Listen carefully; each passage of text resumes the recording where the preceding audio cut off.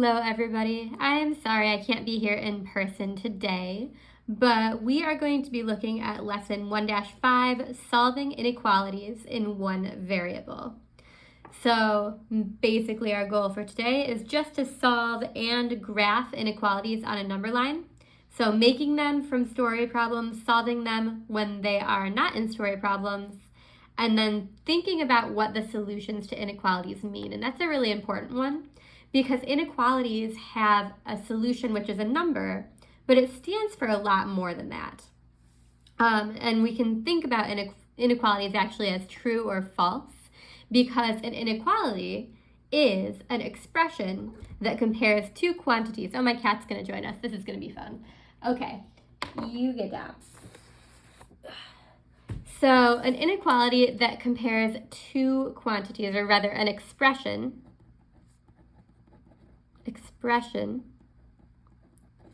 that compares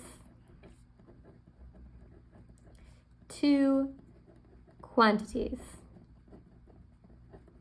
And actually, a lot of inequalities is basically like solving equations. When we solved an equation, we got an answer that was a solution. So for example, we could solve and get x equals 5. And that was really nice because we knew that if we put a 5 into that equation, the equation would be true. But there are other things that we can solve that will give us a range of solutions. So maybe we don't just want to be able to plug 5 into our equation. Maybe we're looking at a situation with more than one answer. Like if you said the temperature is less than 80 degrees today. That doesn't mean the temperature is 79 degrees. It means that the temperature could be a whole bunch of different temperatures, and they would all satisfy the idea of the temperature being less than 80 degrees today. So instead of just having one answer in our inequalities, we're going to have multiple answers. So we could say x is greater than 5 for example, which would mean that the solutions to this inequality were every number bigger than 5. So 6, 8, 9.25, 1 million. They're all answers or solutions to this inequality. So our inequalities don't have just one solution like our equations do. They have many, many, many solutions. And for a lot of real world situations, that's actually more like what happens in the real world. So we've got some symbols. You've seen these before. We've got the less than symbol that looks like the letter L tilted on its side. We've also got less than or equal to, which is that less than symbol with an equal sign under it. So if we said the temperature was less than or equal to 80 degrees, then we could have 79 degrees, or we could also have 80 degrees. We have greater than or equal to, which is going to be our greater than symbol with the equal sign under it. And then greater than would be just the greater than symbol. All right, so you've seen those symbols before. We also have some words that we can use. If you say that a number is less than 5, then we pretty much know that means our less than symbol. But sometimes we can use some unusual phrases. If we say a number is at most 30, that's the same thing as saying less than or equal to. So the words at most will go in this box, because if we ever see the phrase at most, we want to know that that means less than or equal to. If we see the phrase no more than, if something is no more than 30 people at a party, then that could mean there were 25 people or 20 people, but they couldn't have 35 people, right? If we said there were no more than 30 people at a party. So no more than will go in that box as well. And then we have the opposites of these phrases that are going to go in the greater than or equal to box. So if we see the phrase at least, there were at least 10 people in class, then that would be numbers that are more than 10 or 10. So at least will go in the greater than or equal to box. And then also, the same thing applies if we say no less than. If there were no less than 10 people in the class, then there could be 10 people, or 15 people, or 20 people. All of those represent greater than or equal to. So we can say no less than. These then are just helpful to you if you see those phrases in problems, so you know which part or not which part, but which symbol you should use in that problem. We are also going to put some circles in here, and we'll talk about what they mean in a minute. But for less than and greater than, I'm going to put an open circle, just like a regular circle. And then for less than or equal to and greater than or equal to, I'm going to put a circle, but I'm going to color it in. These are the symbols that we're going to use on a number line that shows the solutions to inequalities. All right, and so the solutions to inequalities, like I was saying before, are any value of x that makes an inequality true. So a solution is a value of x that makes an inequality true. Just the same way that a solution of an equation is the value of x that makes an equation true. Value of x that makes an inequality true is the solution of that inequality. The difference is that inequalities have many solutions. We'll write that to remind ourselves. Inequalities have many solutions, not just one number like equations have. And there are times that inequalities have no solutions and infinitely many solutions, or they might just have a lot of solutions in general. So let's look at solving an inequality. Solving an inequality in general is just like solving an equation. We can think of our inequality symbol as an equal sign, and we can solve this just the same way we would solve an equation, which is what we're going to do here. We'll solve it, and then we'll graph the solution. So just as I would with an equation, when I see parentheses like this, I want to use the distributive property. So that's going to give me negative 4 times 3x, which is negative 12x. And then negative 4 times negative 1 is plus 4. Then I've got a plus 6x is greater than or equal to 16. Then I want to combine like terms on the left-hand side of my inequality symbol because I've got like terms right here. So negative 12x plus 6x is going to be negative 6x. Remember, I'm just combining them. I'm not adding or subtracting them. Plus 4 is greater than or equal to 16.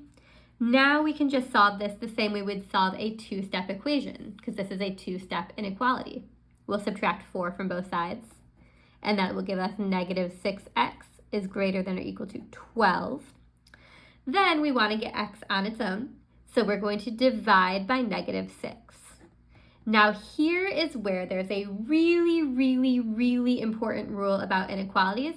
Put a big star in your notes right here. If we divide or multiply by a negative number, then we have to switch the way the inequality symbol goes. So instead of having a greater than or equal to, my new problem is going to have a less than or equal to. So now I have x on the left, and then 12 divided by negative 6 is negative 2. This is so super important. Make sure we write this down. When multiplying or dividing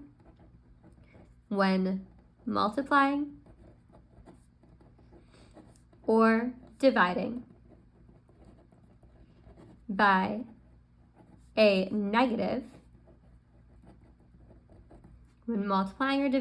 negative, flip the sign of your inequality, okay? Now, it's important that it's by a negative. That means the negative is underneath in the division. If we had the problem 2x is less than negative 4, we would solve that by dividing by 2 on both sides. But because we were dividing by a positive number, it doesn't matter that this one's negative, we would get x is less than negative 2. We did not have to switch the inequality sign. We only have to switch the inequality when we're dividing by a negative number. All right, so here's our solution. It says graph the solution. The solution is x is less than or equal to negative 2. That means that all the numbers that are less than or equal to negative 2 are solutions to this inequality. We can show that by drawing a number line, and we can put negative 2 in the middle of it. And because this is a less than or equal to, we are going to use a filled in circle to represent that idea, that symbol in our number line. So we're going to put a filled in circle. And then think about in a number line. The numbers that are over here are more negative. Like maybe -3 would be over here, and maybe -1 would be on this side because we're going more negative. And since this says less than or equal to -2, the numbers that are less than or equal to -2 are over here. Like -3 is less than -2. So I'm just going to shade in this side of my number line to show that all the numbers on this side of my number line are solutions to the inequality. All right, let's practice a couple more of these with various types of inequalities. So here we've got an inequality with variables on both sides. This works just like an equation with variables on both sides. I see that I have a 3.5x and a 1.5x on different sides of the inequality. So I'm going to do what I usually do. Remember, it's not the only way. And I'm going to get rid of the smaller number of variables. So I'm going to subtract 1.5x from both sides. So 3.5x minus 1.5x is 2x. So 2x plus 19 is greater than or equal to -7. Sorry about that scribble. And then I will subtract 19 from both sides. And I've got 2x is greater than or equal to -7 minus 19, which is -26. All right, and again, I want x on its own, so I'll divide both sides by 2. And I have x, and I did not divide by a negative number, so I don't need to switch my inequality sign. -26 divided by 2 is -13. So my solution is x is greater than or equal to -13. Remember, that doesn't mean that -13 is my only solution. It's one of them. But all the numbers that are larger, greater than -13, are also solutions of this inequality. I could put any of them in here and it would make my inequality true. So we'll make a number line. We'll put -13 in the middle. We'll remind ourselves what numbers go on both sides. So -14 is over here and -12 is over here. We look at the symbol. That is a closed circle symbol. Any of our or equals to get closed circles. So we'll put a filled in circle on the -13 to show that -13 is one of our solutions. And then we say, well, which side shows numbers that are greater than -13? Those numbers are the ones that go up the number line. So we're going to shade our number line going to the right. One of the sort of little tricks you can use is that the arrow in your inequality symbol will point the same way as the arrow that you're shading on your number line, only if the x is on the left and we're reading from left to right. So if we have x inequality symbol number, then we can use that inequality symbol to show which side of our number line we will shade. If our inequality is flipped the other way, we have to flip it first to be able to use that number line trick. All right, let's keep going. We've got some inequalities that have infinitely many solutions or no solutions, the same way that we have some equations that have infinitely many solutions or no solutions. So let's do some of these problems. You probably know what's going to happen here, but it looks a little bit different when we have inequalities than it does when we have equations. So if we want to solve this inequality, I've got to use the distributive property. So -3 times 2x is -6x. -3 times -5 is +15. Greater than -6x plus 9. All right, I've got an inequality with variables on both sides. Got the same number of variables, so let's get rid of them to see what's really going on here. We'll add 6x to both sides to get rid of that -6x. And we get 15 is greater than 9. Now, when we were solving equations, if we had a number equal to a different number, that meant that there were no solutions. But this is not an equation, this is an inequality. In this case, we have to read the inequality to see if it's true. 15 is greater than 9. Is it true that 15 is greater than 9? It is true. The numbers don't match, but the inequality is true. And this inequality will be true no matter what number we put in for x in the equation, because this is always going to be bigger than this side. So that means that this is an infinitely many solutions inequality. So infinitely many solutions. Another way that you'll see the solutions written if we have infinitely many sometimes, you might see people write all real numbers. All real numbers.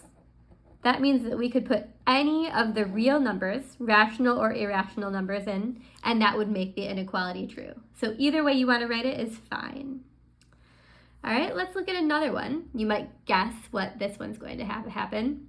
So we are going to solve this inequality by distributing first.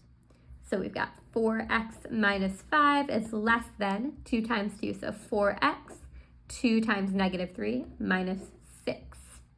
Then we have the same number of variables on both sides, so we'll get rid of them. We'll subtract 4x from each side, and that gives us negative 5 is less than negative 6. So again, the numbers don't match. We have to check to see if this is true. Is negative 5 less than negative 6? It's not, right? Negative 5 is actually a bigger number than negative 6. This is a false statement. And there's no number that we could plug in for x that would make this a true statement, because negative 5 is always going to be on this side and negative 6 is always going to be on this side, which means that the inequality is never going to make any sense. So this is a no solution inequality, right? See how that works? We have to check the inequality when we get down to two numbers to see if it's true. If it's false, there's no solution. If it's true, there are infinitely many solutions, or an all real numbers solution. Don't get too caught up in the fact that the numbers have to be different. Sometimes you'll be solving and they'll be the same. That's when the sign matters. So if you end up with 8 is less than 8, that would be an inequality that has no solution, because 8 is not less than 8. That would be false. But if you were solving and you had 8 is less than or equal to 8, that is an inequality that does have a solution, because 8 is equal to 8. And since this inequality includes the possibility that these numbers are equal, then this would be a true statement, and it would have infinitely many solutions. So be careful when you're looking at the inequality symbols, because it has a lot of information in there. The last thing that we're going to do today is we are going to create inequalities based on a situation that's going on, and then we're solving the inequalities. So Derek wants to order some roses online. For what number of roses is it less expensive? Ooh, I see the word less in there. That's important to me. To order from florist A and from florist B. So let's think about how to write this. We've got two florists.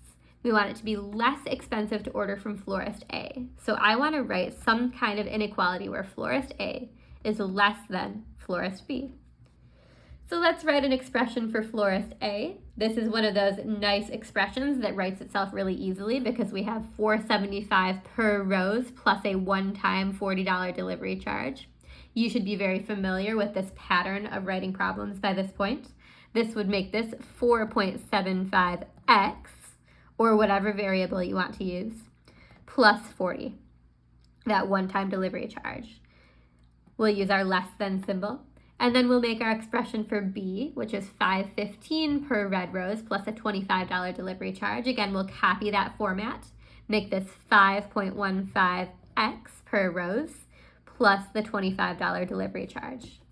Then we just have to solve this inequality to figure out when the inequality is true. So we will get rid of the smaller number of variables. And again, you can do this any way you want. This is just the way that I like to do it. So we'll subtract 475x from each side. We get 40 is less than 0.4x plus 25. Then we can subtract 25 from both sides.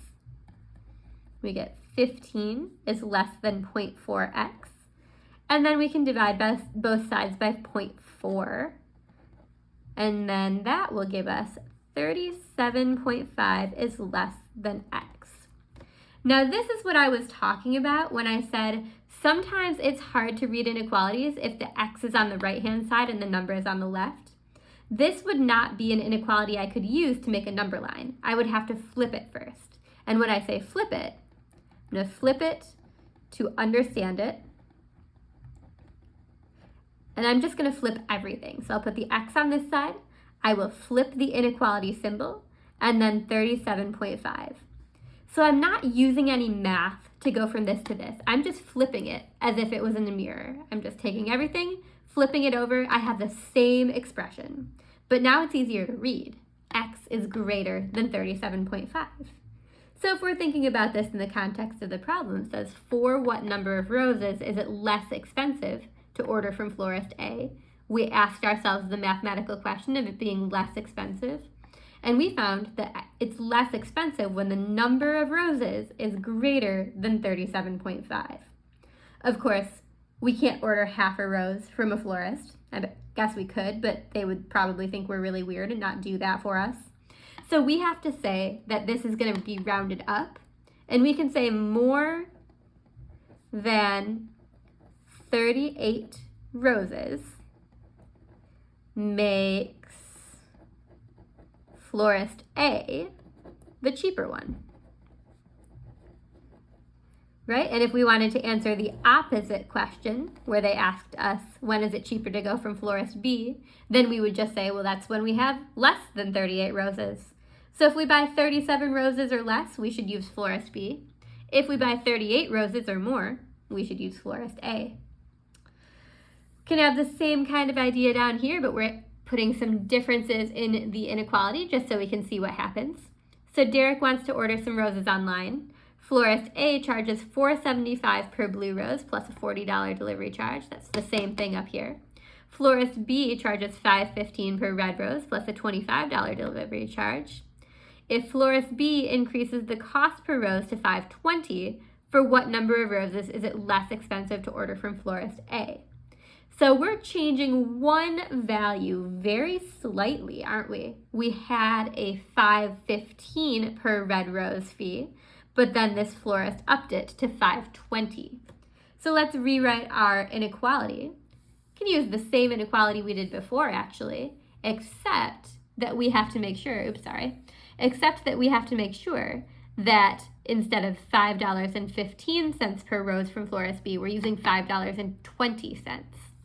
So we'll come down here, we'll copy the same thing. 475x plus 40 is less than $5.20, our new value, x, plus 25. And we'll solve this inequality exactly the same way. You could probably pause this and do it yourself if you wanted to. We'll subtract 475x from each side, and that's going to give us 40 is less than 0.45x plus 25. Then we will subtract 25 from each side. That gives us 15 is less than 0.45x. And then we'll divide both sides by 0.45.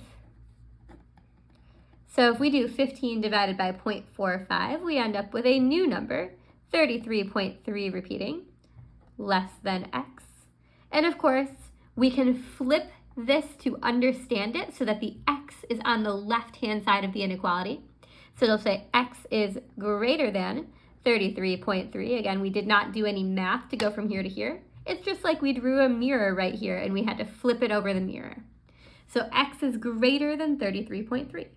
So if we ask ourselves, when is it less expensive to order from florist A, which is what we did, it's less expensive when the number of roses is more than 33.3. Again, hard to order a third of a rose from a florist, so we're going to round up to 34. So more than 34 roses makes florist A cheaper. And again, that would mean that less than 34 roses, any number 33 or below, would make florist B cheaper. All right, see how that makes sense? It's a little difference, right? 5 cents per rose, but it changes. 4 roses, that florist A would be cheaper. All right, hopefully this helps you work on the problems from lesson 1-5. Thank you so much.